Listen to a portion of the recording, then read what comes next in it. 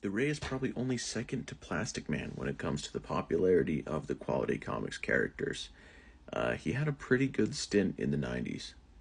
In fact, he's even briefly reappeared for the Absolute Power event that just finished up at DC. So, what exactly made this character stick around? Now, Ray Terrill lived his whole life believing that he was allergic to light and that he would die if he ever stepped out in it. This all changes the day his father dies and tells him that he is the Ray and that his son has those same powers that activate if he steps out in the light. Basically, he finally does that, learns that his entire childhood was basically a lie, and as it goes on, it turns out that there's even more lies.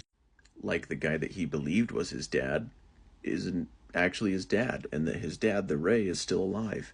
And pretty much throughout these series, the original Ray is kind of a terrible person. This leads to them fighting a lot and having a very unhealthy relationship. The Ray has even gotten to be on the Justice League. During the 90s, he would also be on Justice League Task Force, and in the Rebirth era, got to be back on the Justice League again in the 2016 era. I think the other thing that just makes this character stand out is the design. Just like the use of negative space whenever he's in his light energy form looks so cool. Like to have all of that turn black and the yellows in his costume stay yellow. It never ceases to be awesome to look at. The jacket is just like a great alternative for the cape. It's a design, in my opinion, that's aged incredibly well. And once again, like that use of negative space, all those blacks and dark blacks just make everything feel very dramatic and look awesome. I also think that a lot of people could probably relate to the character in a lot of ways, as they learned that a lot of the stuff that they grew up believing isn't actually true, and also having it cause problems between them and their parents.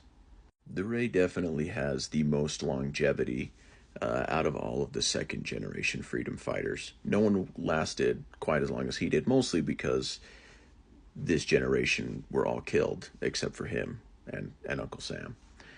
And so he got to continue on and gets to continue reappearing in things. He's a very cool character. The design is amazing. They nailed it. They figured it out the first time. And he has a very intriguing story around him when you read it. And so that's the second Ray Terrill.